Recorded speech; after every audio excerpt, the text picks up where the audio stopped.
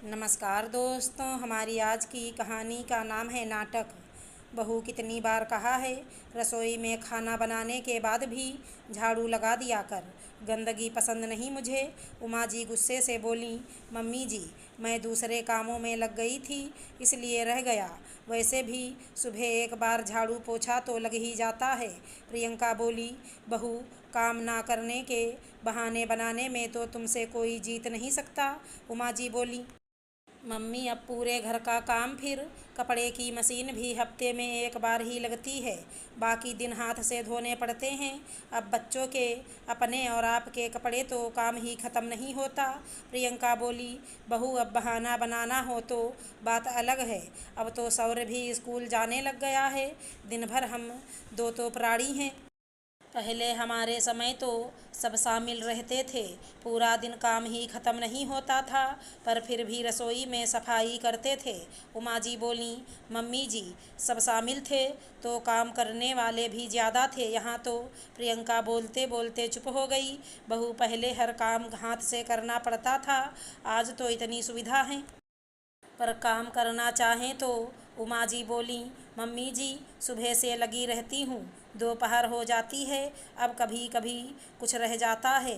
प्रियंका ने बात ख़त्म करने के हिसाब से कहा, बहू मेरे घर में ये सब नहीं चलेगा, काम तो मेरे तरीके से ही करना पड़ेगा। उमा जी तेज़ आवाज़ में बोलीं। प्रियंका ने कोई जवाब नहीं दिया और चुपचाप काम करने लग गई। उमा जी, उनका बेटा विभव, बहू प्रियंका और उसके दो बच्चे माही और सौर्य साथ रहते हैं। बेटी पूर्वी की शादी 1 साल पहले ही हुई है। प्रियंका कभी भी घर में कुछ नया करने की कोशिश करती, अपने हिसाब से घर में कुछ परिवर्तन करना चाहती तो हमेशा ही उमा जी मेरा घर है कहकर मना कर देती। हालांकि प्रियंका ने घर के हिसाब से अपने आप को ढाल लिया था, लेकिन कभी भी वो कुछ अलग करना चाहती तो माँ जी हमेशा उसे घर का ताना देकर रोक देती। दोपहर को माँ जी अपनी बहन से बात कर रही थीं। आजकल बहुओं को काम करने में जोर आता है, अब ये क्या जाने घर ऐसे ही नहीं बनता। अब मेरा घर है, जैसे मैं चाहूँगी वैसे ही रहना पड़ेगा। मैं भी समझती हूँ अपना एकाधिकार जमाने के लिए मेरी बात काटनी होती है। सही कह रही हो दीदी, सास को कुछ समझती कहाँ बहुएं। सुषमा जी बोलीं, सही कहा, जब घर मेरा है तो यहाँ हुक्म भी मेरा चलेगा। उमा जी बोलीं। कमरे में चाय देने के लिए आते समय प्रियंका के कानों में ये बातें पड़ जाती हैं। अपने सास से बिना कुछ कहे वो अपने कमरे में आ जाती है। शाम को प्रियंका अपने कमरे से बाहर नहीं निकलती। बहू, क्या शाम को खाना नहीं बनेगा? विभव भी घर आने वाला है। उमा जी कमरे में आकर बोली, नहीं, अब मुझसे आपके घर में कोई काम नहीं होगा। प्रियंका बोली, क्या मतलब है तुम्हारा? उमा जी का सुर कुछ ऊंचा हो गया, यहीं कि अब मैं काम अपने घर में ही करूंगी। प्रियंका बोली, लगता है तुम्हारा दिमाग खराब हो गया है, विभव को आने दो, फिर बात करती हूँ, कहकर उमा जी बाहर आकर विभव का इंतजार करने लगीं। 7 बजे के आसपास विभव घर आता है। बेटा देख, तेरी बहू क्या नई बातें कर रही है। उमा जी ने आते ही कहना शुरू कर दिया। क्या हुआ माँ? विभव ने कहा, बहू कह रही है वो नए घर में जाएगी, यहाँ नहीं रहेगी। कह दे उसे ये फालतू की बातें अपने दिमाग से निकाल दे। उमा जी बोली, माँ इसमें फालतू की बात क्या है? अगर उसे अपने लिए एक नया घर लेने की इच्छा है तो ये उसका अधिकार है। आपने भी तो अपने पुश्तैनी मकान की जगह ये घर खरीदा था, आज प्रियंका भी यही चाहती है तो उसमें बुराई क्या है? विभव बोला, अच्छा बेटा, बीबी ने पूरी पट्टी पढ़ा कर भेजा है, मुझे नहीं मालूम था कि तुम अब अपनी माँ की नहीं अपनी बीबी की सुनने लग गए हो। अब यही दिन देखना बचा था कि मेरा बेटा मुझे छोड़ कर जाएगा।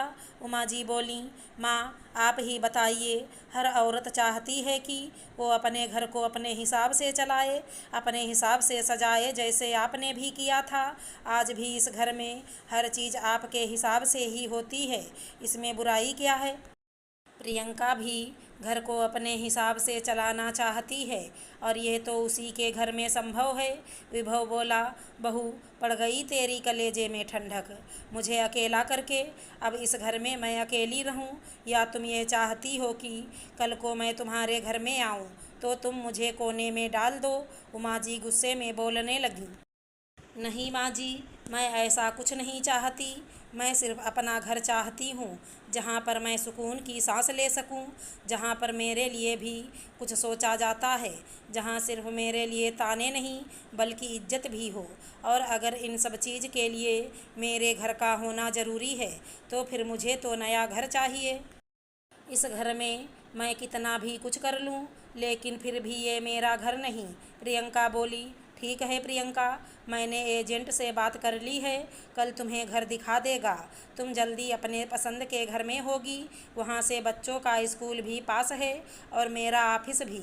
विभव बोला, अरे तुमने सब कुछ तय भी कर लिया? बहू, तुमने तो पूरा कार्यक्रम ही बना लिया मुझ बुढ़िया को छोड़ने का। मैं कैसे इस घर में अकेली रह पाऊंगी तुम्हारे और बच्चों के बिना? मैंने और तुम्हारे पापा ने कितने मन से ये मकान बनवाया था और आज तुम लोग बच्चों, ये घर तुमसे है, मैं अकेली क्या करूंगी? बहू, इतना बड़ा फैसला लेने से पहले तुम सोच लो, कहीं जल्दबाजी में तुमने कोई गलत निर्णय तो नहीं ले लिया। उमा जी अपनी बहू की तरफ देखती हुई बोली, माँ जी इसमें क्या गलत है? मैं समझ गई हूँ, औरत को अपने अस्तित्व के लिए अपने घर की ज़रूरत होती है। आप इस घर में मुझे बहू बना कर लाए, लेकिन आज भी मैं इस घर का हिस्सा नहीं। ये घर सिर्फ आपका है और जो मुझसे जुड़ा ही नहीं तो मैं उससे अलग क्या होंगी? प्रियंका बोली, माँ प्रियंका सिर्फ अपना अधिकार चाहती है, इसीलिए मैं उसे घर दिला रहा हूँ। काश ये अधिकार इसी घर में मिल जाता। विभव सांस छोड़ते हुए कहता है, बहू मैं समझ गई तुम क्या कहना चाहती हो। मैं गलत थी, मैंने जब इस घर की सब जिम्मेदारियाँ तुम्हें दे दी, लेकिन घर तुम्हें सौंपना भूल गई। ये घर मेरा है, लेकिन आज इसकी सब जिम्मेदारी सिर्फ तुम्हारी है। मैं सिर्फ इस घर पर हक जताती रही, लेकिन इससे जुड़ी हर जिम्मेदारी से दूर हो गई। काश समय रहते मैं ये भी समझ जाती कि अब ये घर तुम्हारा है, क्योंकि तुम इस घर की हो। बहू अपना फैसला बदल दो, मुझे मेरी गलती समझ में आ गई है। ये घर मेरा नहीं, अब से तुम्हारा है, क्योंकि इस उम्र में मुझे घर से ज़्यादा तुम्हारी ज़रूरत है। उमा जी बोली, ये हुई ना बात, मुझे पता था मेरी माँ हमसे बहुत प्यार करती हैं, इसलिए मुझे ये सब नाटक करना पड़ा। विभव हंसते हुए कहता है, हाँ मम्मी जी, आज दोपहर में जब आप मौसी जी से बात कर रहे थे तो वो सब बातें मैंने सुनी और अपनी माँ से कही, तो उन्होंने नसीहत दी कि बेटा, बड़े लोग थोड़े स्वभाव के ज़िद्दी होते हैं, लेकिन वो अपने बच्चों को बहुत प्यार करते हैं और उनके बिना रहना उनके लिए संभव नहीं। इसलिए उन्हें समझाने की कोशिश करो, ना कि कोई गलत कदम उठाना। तब मैंने विभव से बात की और हम दोनों ने मिलकर दूसरा घर लेने का प्लान बनाया ताकि आपको ये बात समझा सकें। प्रियंका बोली, मेरे बच्चों, तुमने मेरी आंखें खोल दी और बड़ी गलती करने से बचा लिया। ये घर बहू का है, मुझे मेरे बच्चे चाहिए और कुछ नहीं। उमा जी दोनों को गले लगाते हुए बोलीं, चलो इसी बात पर मिठाई हो जाए। प्रियंका, जाओ गाड़ी में से मिठाई का डब्बा ले आओ। विभव बोला, अगर हमारी कहानी पसंद आई हो तो चैनल को लाइक शेयर सब्सक्राइब करें। राधे राधे दोस्तों।